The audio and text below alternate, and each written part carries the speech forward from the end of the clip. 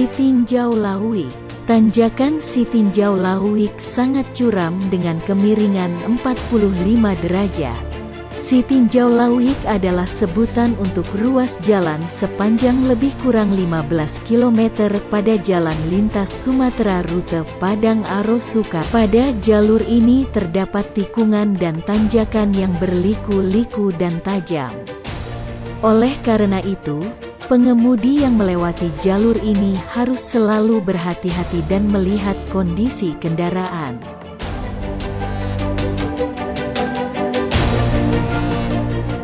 Kelok 44. Kelok 44 adalah kelokan yang terdapat di Kabupaten Agam, Sumatera Barat.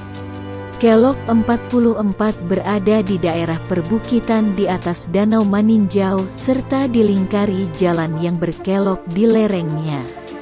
Terjal dan berliku, begitulah gambaran dari lintasan Kelok 44. Sesuai dengan namanya, lintasan yang berada di daerah perbukitan Kabupaten Agam ini memiliki kelokan berjumlah 44.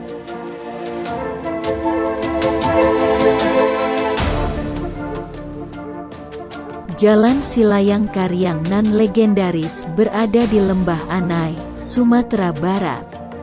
Tikungan tajam sempit dan basah, telah membuat horor selama berpuluh tahun. Banyak mobil tak kuat menanjak. Pengendara diminta waspada saat melewati jalur ini terutama saat hujan. Tanah longsor dari perbukitan juga sering terjadi di wilayah ini.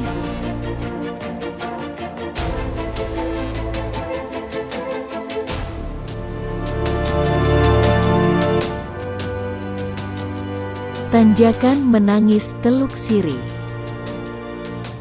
Tanjakan menuju PLTU Teluk Sirih dan kawasan wisata Mandeh ini memiliki kontur jalan dan tanjakan panjang dan tikungan yang cukup tajam membuat Anda harus ekstra berhati-hati melalui jalur ini.